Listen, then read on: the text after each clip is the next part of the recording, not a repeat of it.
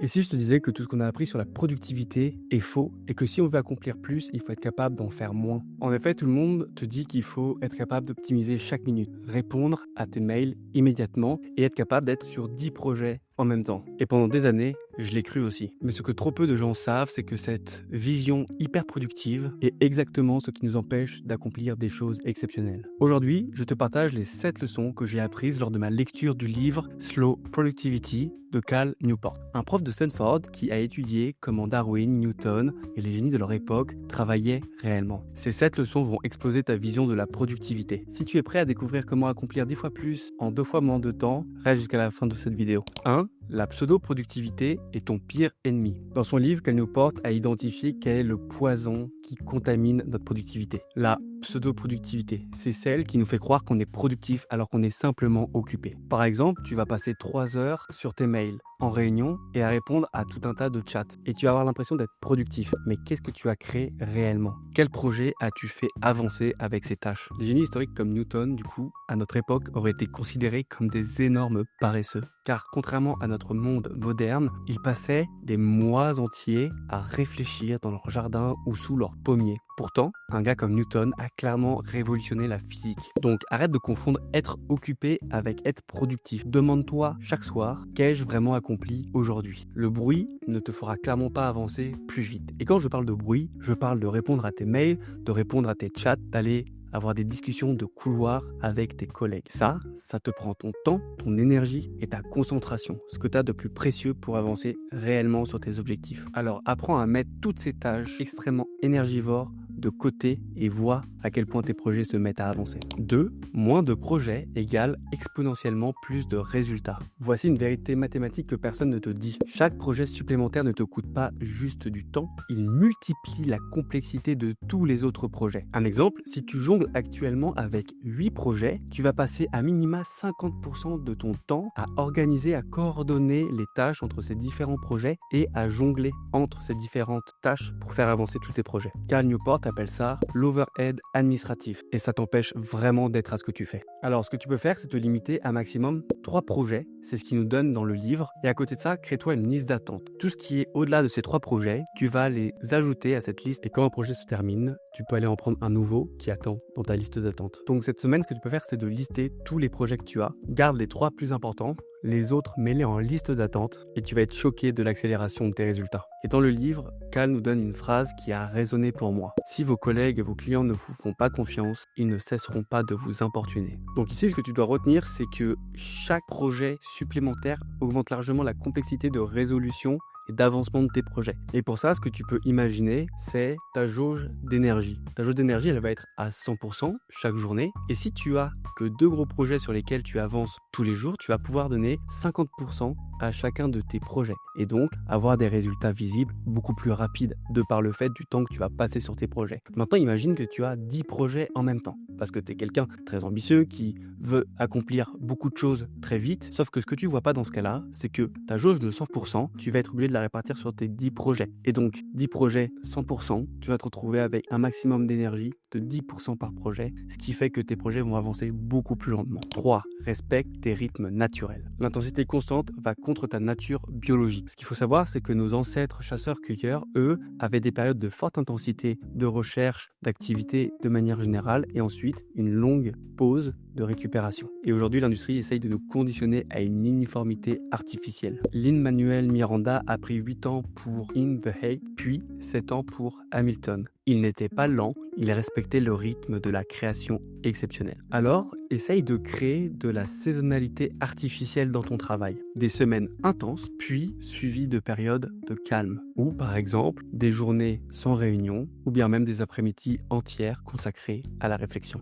Donc, planifie-toi dès maintenant une semaine de réflexion dans ton agenda. Évite les nouvelles tâches, juste un temps pour terminer celles qui sont commencées, puis une période de réflexion pour la suite. Donc, ce qu'il faut que tu arrives à voir, c'est que le fait de respecter ton rythme naturel va te faire devenir productif sans que tu cherches à le devenir. Parce que la réalité, c'est que si ton cerveau est correctement reposé, il va être capable de faire beaucoup plus facilement des liens, des nouvelles associations d'idées à partir des connaissances que tu as déjà. Et c'est ça qui va te rendre productif. Et il y a une citation que j'adore de Lao Tse qui est dans le silence, on entend tout. Je te laisse y réfléchir. 4. L'obsession de la qualité te donne le pouvoir. Plus tu excelles dans ton domaine, plus tu obtiens le droit de dicter tes conditions de travail. L'excellence devient ton bouclier contre les demandes externes. Et un exemple concret à ça, Steve Jobs, lui, pouvait choisir ce sur quoi il travaillait, quand et avec qui, parce qu'il avait tellement un haut niveau dans son domaine d'assemblage, de design et de facilité d'utilisation des outils informatiques qu'il pouvait se permettre de choisir ce qu'il faisait. Et ça, c'est parce que sa réputation lui donnait une liberté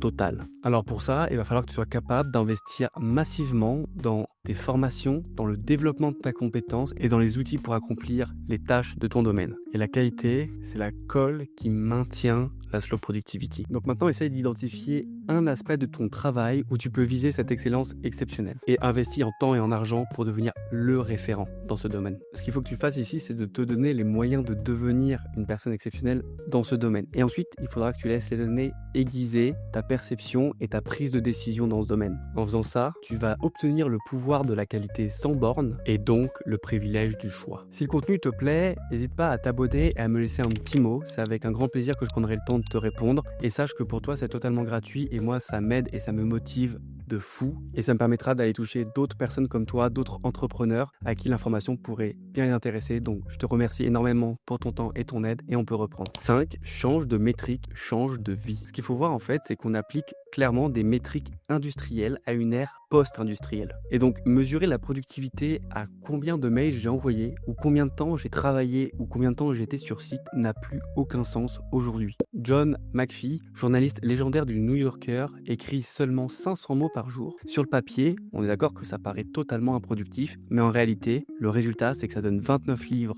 révolutionnaires en 50 ans de carrière. C'est juste dingue. Alors mesure ta productivité sur des cycles mensuels ou annuels. Et arrête de regarder au jour le jour. Compte les artefacts de valeur créés et pas l'activité visible. Donc ce que tu peux faire là, c'est de définir ta vision. Que veux-tu avoir accompli dans 5 ans? Pour débloquer la vraie productivité, il va falloir que tu travailles ta vision à long terme. Il faut vraiment que tu fasses en sorte de ne pas juger ton travail en fonction de la partie émergée de l'iceberg. Ce que les gens vont te voir faire n'a vraiment aucune importance. Ne vis pas pour le regard des autres. Et si tu le peux, travaille comme tu l'entends, à ta manière, à ton rythme. Mais malheureusement, si aujourd'hui tu es dans une situation de travail qui fait que tu es obligé d'être en présentiel parce que c'est grâce à ça qu'on mesure ta productivité, fais preuve d'inventivité pour créer l'illusion et toi de ton côté concentre-toi sur ce qui a vraiment de l'importance. 6. Les systèmes battent la volonté. Ici, compter sur la discipline personnelle, c'est totalement voué à l'échec. Et tous les génies de ce monde n'avaient pas plus de volonté que toi. Ils avaient juste des meilleurs systèmes.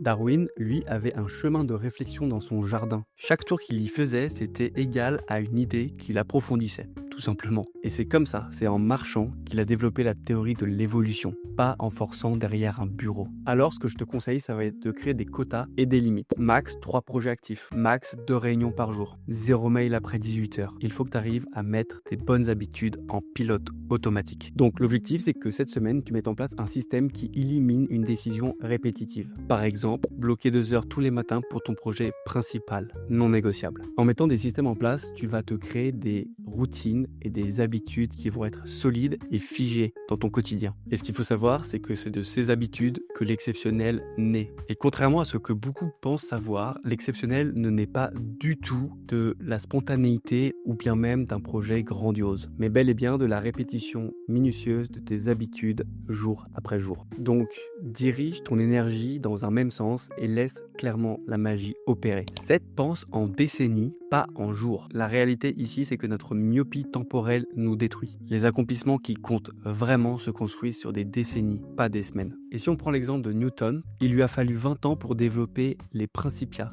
Pas parce qu'il était lent, mais parce que c'était le temps nécessaire à l'excellence. Sa productivité se mesure en siècles. Alors, ce que tu vas voir, c'est que le fait de planifier sur 5 ans, même voire plus longtemps, les urgences du quotidien perdent de leur puissance. Et après ça, ce que tu vas réussir à faire, c'est que tu vas pouvoir commencer à dire non, même aux bonnes opportunités pour te concentrer sur tes projets et atteindre l'excellence. Donc là, le travail que tu vas pouvoir t'amuser à faire, c'est de rédiger en une phrase où est-ce que tu veux être dans 5 ans. Affiche-la sur ton bureau et à partir de maintenant, à chaque décision urgente, demande-toi, est-ce que ça m'aide pour mon objectif à 5 ans? En pensant en décennies, tu vas enfin réussir à briser le cercle vicieux de l'instantanéité, celle qui détruit tes ambitions et tes projets. Car la réalité est tout autre. C'est bel et bien la vision long terme qui va créer l'excellence. Et surtout, rappelle-toi comment se forme un diamant sous haute pression pendant longtemps. Voilà, on a fait le tour des 7 leçons que m'a appris le livre Slow Productivity de Cal Newport. On a donc vu la pseudo-productivité qui nous empoisonne, limiter nos projets, respecter nos rythmes, viser l'excellence, changer nos métriques, créer des systèmes solides